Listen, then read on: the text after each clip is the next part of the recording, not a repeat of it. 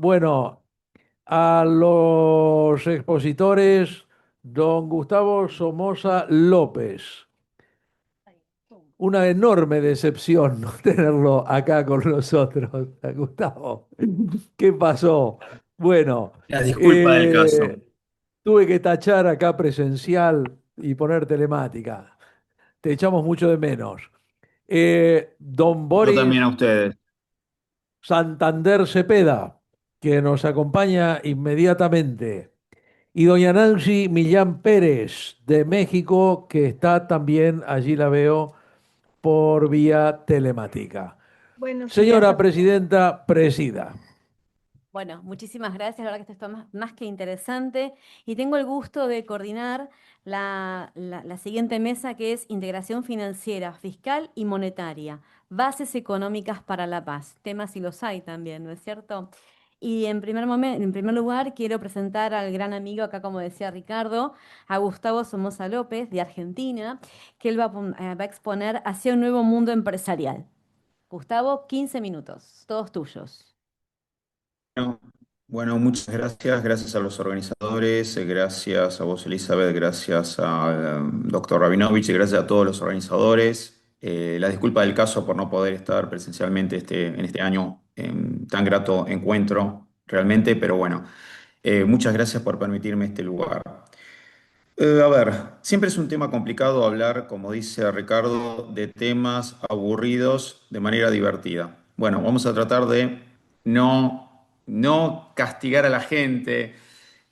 Últimamente creo que sí, hay mucha gente que me está diciendo lo mismo, que yo hablo divertido de temas aburridos, pero bueno, a ver, los que conocen saben que yo creo muchísimo en la empresa, creo muchísimo en el desarrollo empresario, ciertamente no en el desarrollo que tenemos en Latinoamérica en estos momentos, pero sí en el desarrollo empresario, sí en la capacidad, sí, y yo creo que, bueno, cuando yo digo, por ejemplo, acá, elegí un tema, las sociedades B o las sociedades de beneficio de interés colectivo, que es algo no novedoso, pero sí es algo que me gustaría que volver otra vez a avanzar sobre eso, ¿no? Es decir, la motivación de las empresas que no esté solamente en el beneficio de lucro, sino que el beneficio de lucro puede ir sumado a otros beneficios que mejoren a la colectividad, a toda la comunidad donde está inserta. Yo creo ciertamente que ninguna empresa sea más grande o sea pequeña y mediana empresa, puede estar ajena a la comunidad donde vive. ¿Por qué? Por muchos motivos. Porque hay una sinergia natural. Las personas, que me resisto yo a llamarlas recursos, porque no son recursos, son personas, las personas que trabajan en una empresa, en una organización, claramente van a salir de esa comunidad. Y ahí hay una sinergia, la primera sinergia. La Ley General de Sociedades Argentina, que en este momento hay un proyecto de reforma, que necesariamente hay que reformarla porque es antigua, es del año 72, el mundo de 1972 no tiene nada que ver con el mundo actual. Veremos después a ver por qué lado se toma o por qué lado va las modificaciones, pero técnicamente la realidad es que hay un artículo muy bueno, que es el artículo 100 de la ley, que dice sea social y económicamente viable. Y cuando digo social, no solamente me refiero a la persona jurídica, sociedad, sino también a la sociedad donde se inserta y a la economía donde está. Y claramente las sociedades de beneficio e interés colectivo, que yo en mi ponencia incluí incluso algunas referencias a la Agenda 2030, no porque yo avale en su totalidad la Agenda 2030, creo que la Agenda 2030 tiene cosas muy interesantes, tiene cosas que son para por lo menos debatir, discutir. Me encanta este término porque pareciera que en el mundo hay un pensamiento único últimamente, que no se puede debatir, no se puede discutir, no se puede reflexionar. Discutir no es pelear, discutir es reflexionar. Es decir, bueno, bárbaro, estamos en una determinada orientación, estamos buscando una determinada orientación, esa determinada orientación es la que tenemos que decir o hacer, ¿no? Y bueno, claramente decimos, bueno, ¿qué son estas sociedades? Estas sociedades se basan también o se vinculan puntualmente en que la sociedad no tenga solamente el objetivo del interés de lucro, sino que puntualmente sea una acción vinculada al desarrollo sustentable.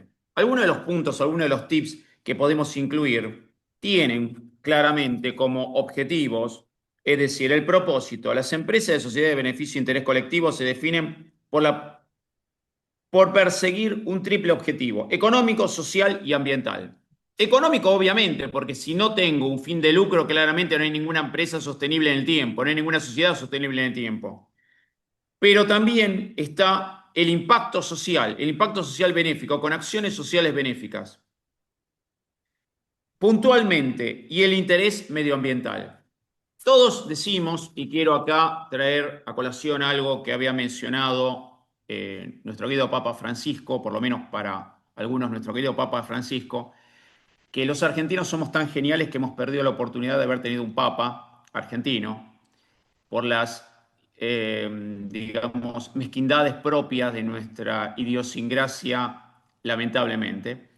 Esto lo compartimos con los hermanos latinoamericanos para hacer también un mea culpa y una autocrítica. Él decía que nosotros tenemos que cuidar la casa común. ¿Y qué es otra cosa que el medio ambiente? Cuidar la casa común. ¿Y qué mejor que las sociedades que solamente están pareciera reservadas a un beneficio de lucro, a un interés meramente de lucro, pueden tener un interés múltiple?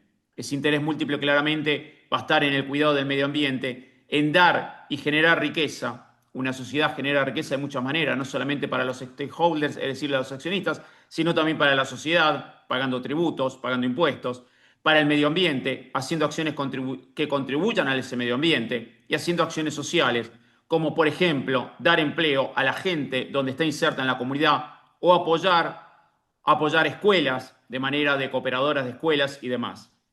La sociedad tiene que ir a esa finalidad, a ese impacto, a ese triple impacto, como yo menciono en el trabajo. Y vemos que esta situación de las sociedades BIC no es algo que, por supuesto, nosotros en Argentina se han presentado varios proyectos, los cuales, por supuesto, están algunos perdieron, todos perdieron estado parlamentario, algunos tuvieron media sanción de diputados, algunos ni siquiera llegaron a ser tratados en diputados ni en Senado. Y claramente apunta a eso. Y vemos que también lo vemos, que hay desarrollo de las sociedades de beneficio e interés colectivo, tanto en Chile, como en Colombia, como en México, como en Brasil, como en diferentes países también de Europa. Sustancialmente el modelo de negocios es este modelo del triple impacto, que no nos quedemos solamente en el beneficio del lucro. La gobernanza se introduce el saber cuál es el emprendimiento, el compromiso de la empresa y cómo muestra la transparencia de sus procesos. Es decir, la transparencia, algo que se vincula a un concepto que ahora está teniendo mucha moda también, que es el compliance empresario. Los trabajadores. Se analiza el clima laboral y la situación de los colaboradores. Esto incluye beneficios, capacitaciones y demás. Ahora que en Argentina se está discutiendo una reforma laboral, claramente tenemos que tener en cuenta que no hay empresa, no hay organización pública o privada sin personas. Si no tenemos la centralidad de la persona, nosotros no podemos generar ningún beneficio bueno, interesante y sustentable en el tiempo. Yo parto del criterio de que a las personas que están en una organización tienen que estar contentas, tienen que estar conformes, tienen que sentirse parte de la organización. El sentirse parte, el pertenecer, no solamente tener una nómina, no solamente tener un recibo de sueldo. No, no solamente eso, que sí es necesario, es imprescindible para el vivir, pero también tenemos que hacerlos parte. ¿Y cómo los podemos hacer parte? También cuidando a nuestras personas. El cuidado del medio ambiente, como cité anteriormente, el cuidado de esa casa común. Y el puntualmente con los clientes. ¿Por qué? Porque hacer dentro de la cadena de valor, instituir claramente que esto sea una filosofía que vaya hacia nuestros clientes y hacia nuestros proveedores. Es decir, cuidar al cliente per se que le vendemos el producto o servicio, al cliente del cual nosotros adquirimos bienes o servicios y también digamos, a la comunidad, a la sociedad. Eso es en definitiva las sociedades de beneficio e interés colectivo y es una sociedad que yo creo que hay que estimularla y no tal vez solamente con una regulación localista, sino también con una regulación de integración en mercados ampliados como puede ser Latinoamérica. Claramente. Y claramente yo digo que nosotros tenemos que considerar que esta sociedad va a generar algo muy importante. En un momento en que se discute, por ejemplo, en Argentina, abaratar el costo del despido, el otro día escuché a un gran profesor argentino, a Mario Ackerman, que decía, ¿por qué no abaratamos el costo de contratar gente? ¿Por qué no abaratamos el costo de formar gente? Y un poco la línea o la idea mía en el trabajo es ese. ¿Por qué no estimulamos la sociedad de beneficio e interés colectivo, pero también beneficiando múltiples beneficios, tales como, bárbaro, vos sos una empresa que querés y incentivás el desarrollo de tus personas, las personas que tenés, estás cuidando el medio ambiente. Yo, Estado, te voy a desgravar impuestos. ¿Por qué te voy a desgravar impuestos? Porque vos me estás dando un beneficio a mi comunidad, a nuestro país, muy superior al que yo te voy a desgravar. Claramente tenemos que pensar que no va a haber en el mundo empresario mera beneficencia. Puede haber beneficencia, pero va a ser la mínima. Tenemos que darle estímulos. ¿Y qué mejor estímulos que estas compensaciones? Poner en centralidad valores que las sociedades dicen tener como centrales. Yo, viendo la realidad del mundo actual, me permito preguntarme, ¿son tan centrales o es un discurso claramente políticamente amigable para la sociedad? Pero yo digo no, un compromiso real, un compromiso con las personas, que sean realmente un recurso que se forme, que se desarrolle, que se cuide. Ningún empresario, que sea empresario, no dueño de empresa, yo siempre diferencio mucho eso. Una cosa es un dueño de empresa y otra cosa es un empresario. Ningún empresario va a querer contratar a una persona hoy y despedirla mañana, porque cuesta mucho formar personas en una empresa. Cuesta mucho mantener un medio ambiente y cuidar el medio ambiente, y cuesta mucho un desarrollo social sostenible.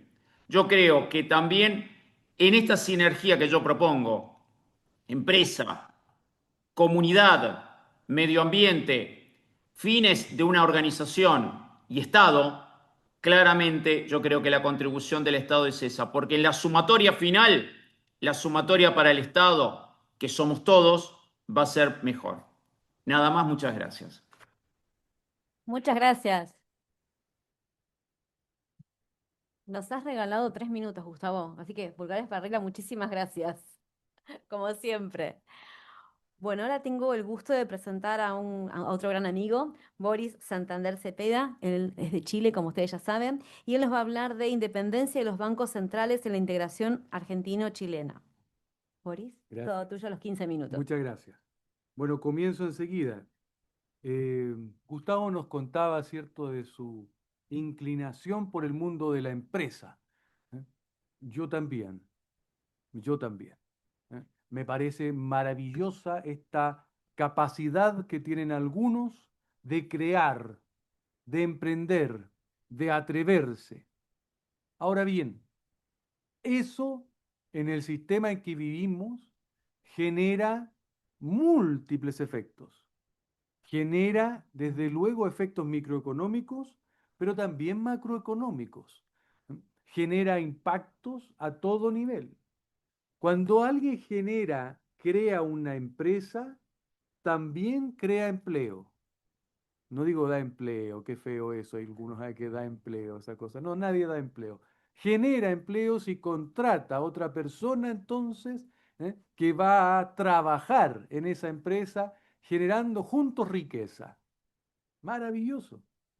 Y esto genera entonces también la demanda por bienes, por servicios que producen otras empresas, en una dinámica que es maravillosa si es de verdad. Hay veces en que esto no es de verdad. No es de verdad. Ahora bien, esta dinámica virtuosa, cuando es de verdad, incluso cuando es de verdad, cuando hay competencia entre las empresas por las preferencias de sus consumidores, va generando un ciclo, ¿verdad?, de mayor inversión en esta competencia, mayor inversión, más empleos y por lo tanto más demanda y por lo tanto también un fenómeno que no nos gusta tanto, la inflación. Claro, la inflación. comienza a sobrecalentarse la economía. Habrán escuchado eso, ¿verdad? Y uno dice, bueno, ¿qué tiene de malo? Tiene mucho de malo, porque cuando los precios están arriba, entonces en algún minuto las personas dejan de comprar, no les alcanza. Y cuando dejan de comprar, alguna empresa lee esto como menor demanda. Y si hay menor demanda, entonces hay menos inversión. Y si hay menos inversión, hay desempleo. Y entonces ocurre que esto, que parece tan maravilloso, que es el sistema de mercado y de libre competencia, tiene un problema, pues. Tiene en sí mismo el germen de su destrucción. El sistema, la economía de mercado, por su propia naturaleza, es cíclica y tiene estos ciclos de inversión, crecimiento, empleo, inflación, desempleo y se desploma. Bueno, eso lo observamos muchas veces a lo largo de la historia, pero particularmente en el siglo pasado, en los años 20, y ustedes recordarán cómo terminó con el Viernes Negro, ¿verdad? El New Deal, ¿eh? Y aprendimos con las tesis keynesianas, ¿eh? Que el Estado tiene que intervenir en la economía. Este del laissez-faire, laissez-passer no funciona, no es cierto. Tiene que intervenir en la economía. Y el Estado interviene en la economía, entre otras cosas, precisamente para estabilizarla, para que estos ciclos no sean tan abruptos, para que haya cierta estabilidad. ¿Y por qué? A uno dirá también, bueno, ¿y qué importa que sea cíclico? Si eso va generando, porque señores, cuando la parte baja nos toca, a los que más golpea siempre son los mismos. Miren qué curioso, siempre son los mismos. Los más vulnerables, los más pobres en periodos de depresión son siempre los más golpeados. Incluso es más, es probable que los más adinerados, los más acomodados, ganen en las crisis, porque compran baratas las propiedades, las cosas de otros, en fin, se fortalecen, porque tienen protección incluso en el extranjero, pero los trabajadores no, siempre pierden los mismos. Entonces, un rol fundamental del Estado en la economía es estabilidad. Y esta es mi opinión, quiero ser muy claro. Quiero ser muy claro. No nos engañemos, y los latinoamericanos hemos vivido engañados. Ningún gobierno que descuide la inflación es un gobierno que le hace bien a su pueblo. Da lo mismo el color político, da lo mismo.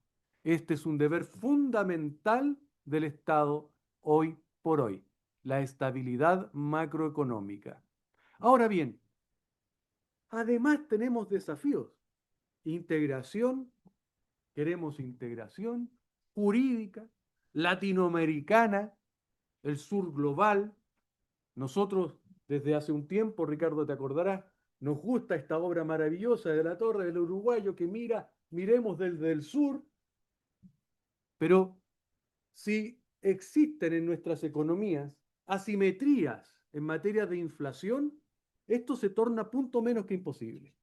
Necesitamos que tengamos cierta estabilidad y coordinada, porque cuando Argentina tiene hiperinflación y Chile tiene su inflación controlada, o al revés, porque los chilenos nos sentimos maravillosos y se nos olvida que a nosotros también nos pasó, ¿verdad? También nos pasó.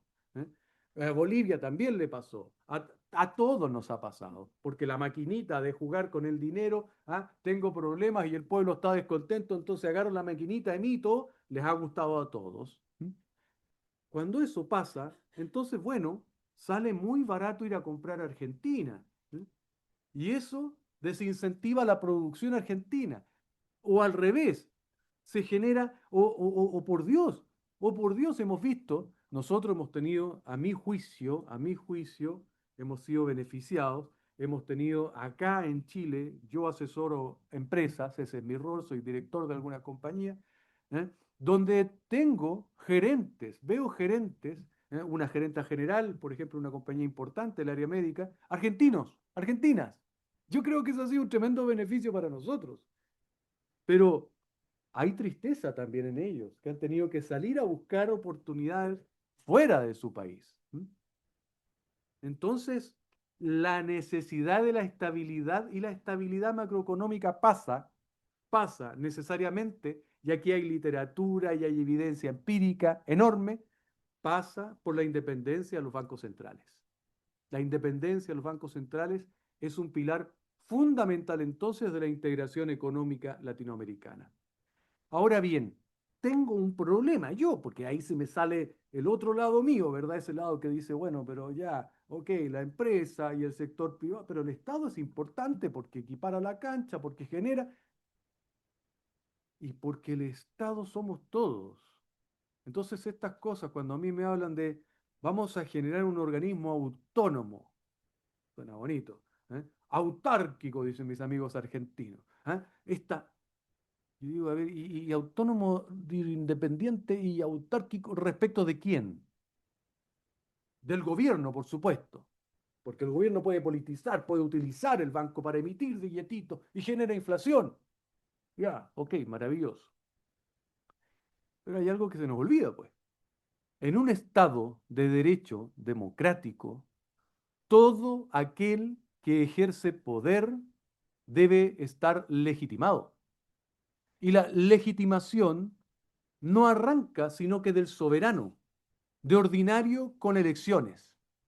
Ya hemos visto el problema de los jueces y la generación de los jueces, que nos ha generado discusiones. Bueno, también pasa aquí. Esta aspiración de la teoría económica anglosajona, de agencias reguladoras independientes, esta aspiración liberal, esta nueva ola liberal de separación de poderes, claro, cuando el poder nos complica, bien o mal, no estoy tomando partido, pero cuando el Estado se hace grande, el poder nos complica, bueno, separémoslo. Y ahora volvemos a reclamar separación. Separación ahora de qué? Los tres poderes del Estado, sí, pero también de estos organismos que intervienen y que regulan la economía. La receta es la misma. Queremos independencia. Y yo digo, bueno, ok, puede ser. Pero como hay un déficit de legitimidad democrática, entonces la independencia tiene que estar justificada, delimitada y debidamente configurada. ¿Y el Banco Central? ¿Se justifica la independencia? A mí me parece que sí, de todas maneras. Ya hemos visto lo que han hecho con el juguetito los gobiernos latinoamericanos, ¿verdad? Bueno, ok, justificada está. Ahora delimitémosla, pues. Y a la hora de delimitarla me queda tiempo, 3 ¿verdad? minutos quedan. Me queda tiempo, entonces, un poquito. Ahora delimitémosla. Y uno dice, bueno, la independencia, uno dice cuestiones funcionales, cuestiones orgánicas, cuestiones presupuestarias.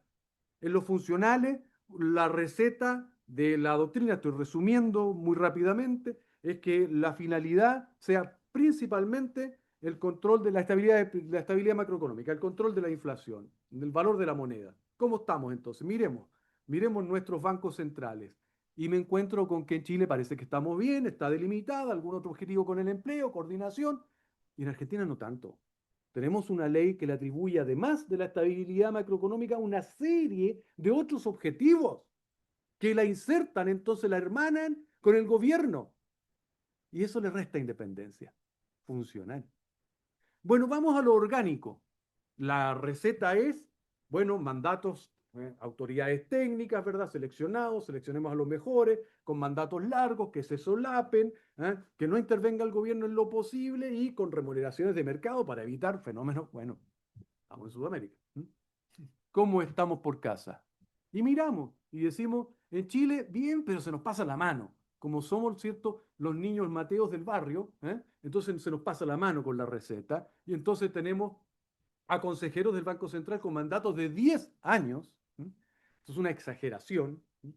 Y como somos presidencialistas, el presidente lo designa el presidente de la República, el presidente del Banco Central, los otros con acuerdo del Senado, pero por 10 años. Esto es un exceso. En Argentina andamos bien, el diseño institucional es bueno. Mandatos de 6 años que quede, pero por Dios, las remuneraciones de los directores del Banco Central argentino son alrededor de un décimo de sus pares en la industria. Esto genera un problema. Créanme que esto genera problemas.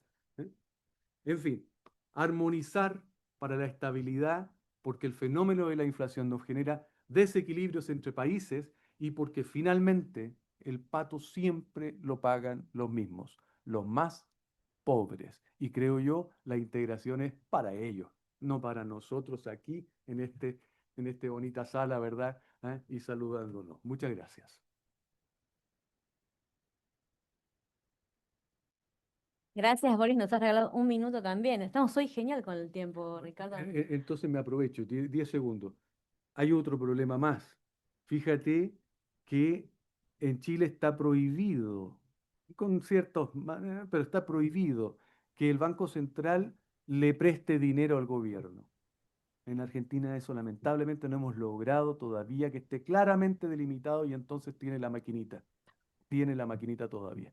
Pero en lo demás estamos trabajando más o menos en parejo. Gracias. Muchísimas gracias. Estamos muy bien con el tiempo, Ricardo, no nos podemos quejar. Bueno, y ahora la tercera panelista se llama Nancy Millán Pérez, ella es de México, está en vía telemática y nos va a hablar de la nueva revolución industrial y los límites jurídicos de la mecanización. Nancy, tus 15 minutos. Claro que sí, muy buenos días. ¿Sí se me escucha? Sí. Perfecto. Es un verdadero honor estar aquí en este séptimo encuentro internacional y bueno, también es un honor cerrar esta tercera mesa de integración fiscal, financiera y monetaria. Y bueno, hemos estado discutiendo las diversas bases económicas precisamente con un objetivo de encontrar la paz. Pero en este caso, mi ponencia va a proponer que el fenómeno económico más determinante a día de hoy es la mecanización. Y bueno, mi tesis básicamente es manifestar que en Latinoamérica somos consumidores periféricos de tecnología desarrollada externamente y esta vulnerabilidad no debe de traducirse en una indefensión de carácter jurídico.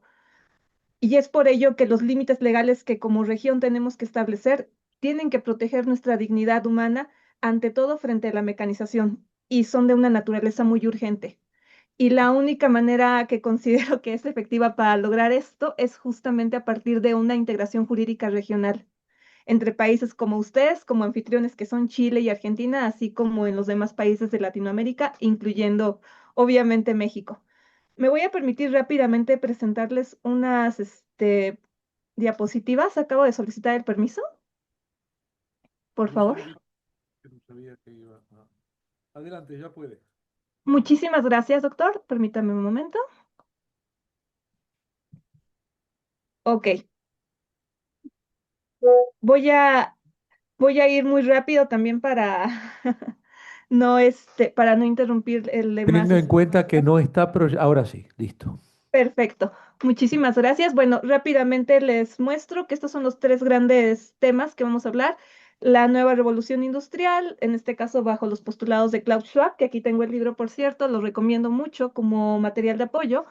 La sociedad contemporánea y el reinicio tecnológico. Y por último, que es el tema que nos atañe a nosotros, los límites jurídicos de la mecanización.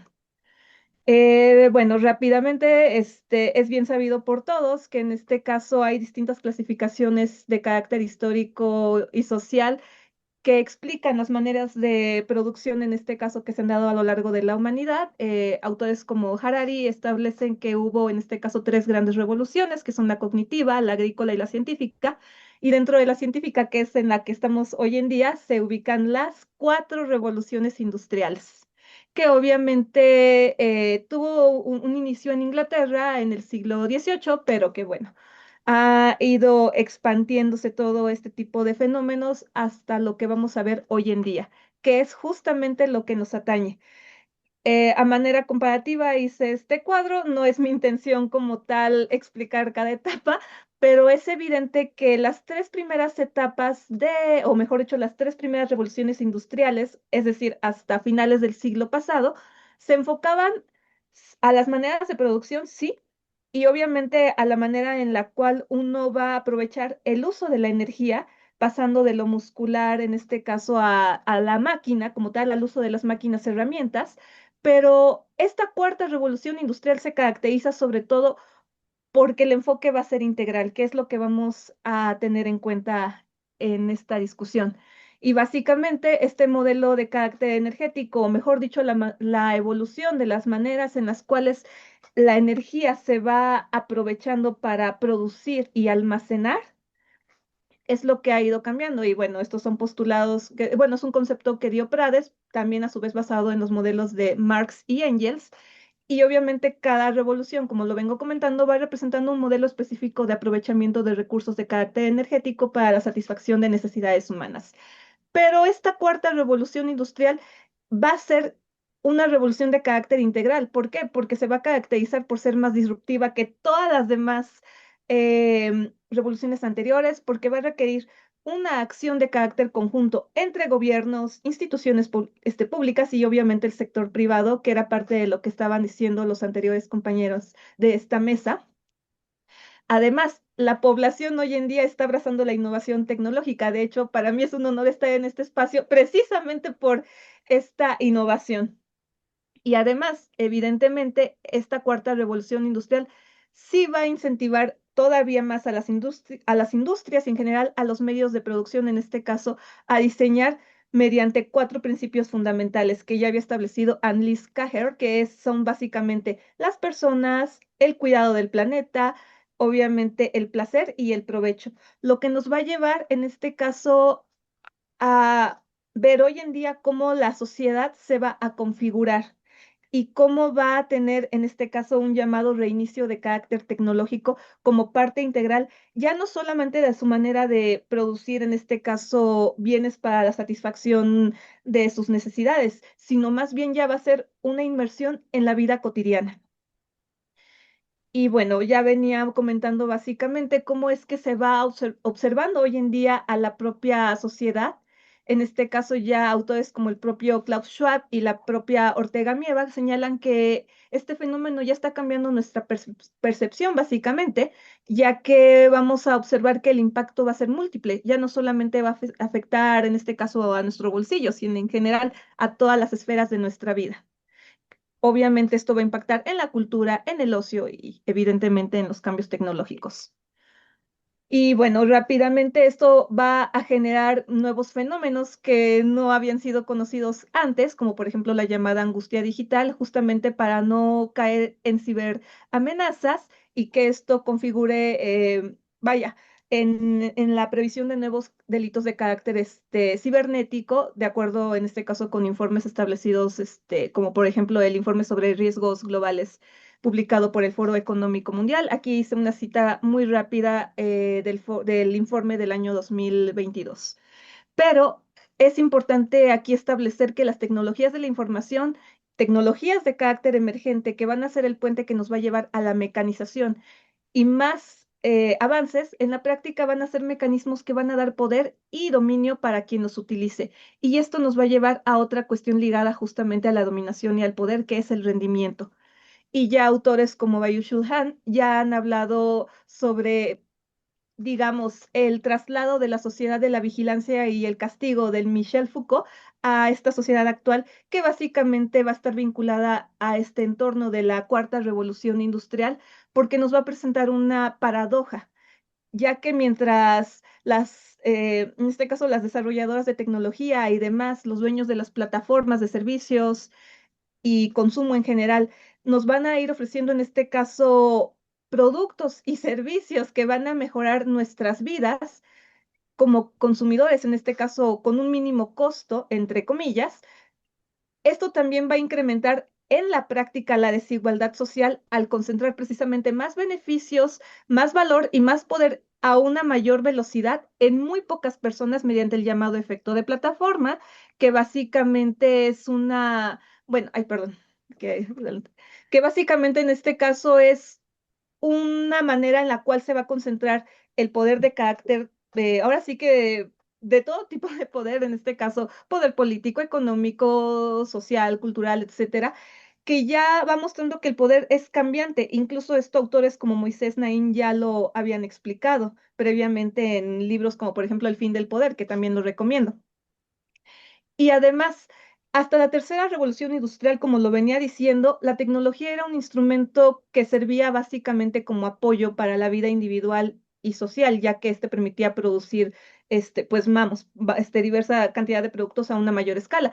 Pero en esta cuarta revolución industrial, como lo vengo diciendo, va a dar un nuevo giro, porque ya no solamente nos vamos a enfocar a almacenar, por ejemplo, alimentos o almacenar riquezas, sino que ahora el punto principal, la materia prima, van a ser los datos y la información, quienes van a ser los protagonistas en este siglo. Y esto se va a dar a partir de un puente, que es el desarrollo de las tecnologías emergentes, que básicamente van a ser innovaciones en desarrollo, ya sea la clásica inteligencia, bueno, ya no, ahora digo clásica porque ya lo tenemos inmerso en nuestra vida diaria, pero el uso de la inteligencia artificial es un ejemplo, la robótica, biotecnología, la nanotecnología, etcétera. Y esta todavía no alcanza su madurez máxima. Aquí ya estaríamos incluso hablando de temas de singularidad tecnológica.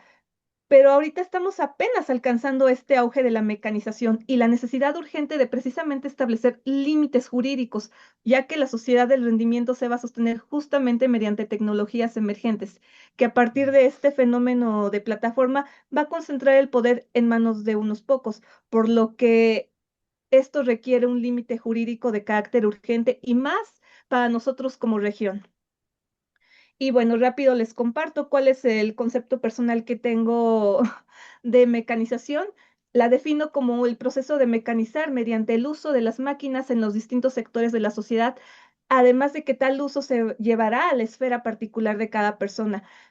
Y a diferencia de otras etapas, o mejor dicho, de otras revoluciones industriales, aquí va a ser automatizando procesos y decisiones como parte integrante de sus conductas diarias. Es decir, la tecnología y en este caso la mecanización ya va a ser, o mejor dicho, ya está siendo parte de nuestro día a día. Y es aquí como nosotros, en este caso como una región, somos consumidores periféricos en la era digital, porque nosotros realmente no producimos esta tecnología, realmente nosotros somos receptores de carácter periférico de tecnologías que se desarrollan en otras regiones. Y esto es importante a nivel jurídico porque justamente estas regiones que producen este tipo de tecnología en la práctica se pueden dar el lujo de regular porque son los que la desarrollan. Y nosotros, por ende, al ser los receptores, tenemos que poner esos límites básicamente, ya que en la práctica somos laboratorios de prueba sin un consentimiento informado o incluso en este caso por simple indiferencia en la práctica. Es por ello que el rezago tecnológico no debe de justificar de ninguna forma el rezago de carácter jurídico.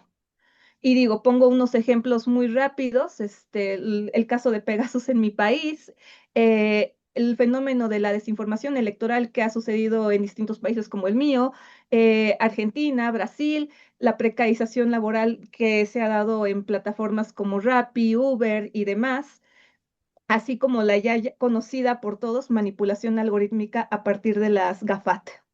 Entonces, lo que nosotros como región necesitamos es voluntad legislativa y coordinación regional. Y Te pues quedan básicamente, 3 minutos, Nancy. sí, aquí tengo cronómetro, muchas gracias. Y también por último, me gustaría comentar en este caso que la integración jurídica debemos de observarla como estrategia de la vulnerabilidad al poder regulatorio, ya que nosotros como región, en este caso, en la práctica nos encontramos débiles estructuralmente, ya que no le hemos puesto justamente estos frenos de mano a la mecanización. Y, ay, perdón, a ver, rápido, a ver. Y bueno, mi propuesta básicamente es a partir de tres pilares.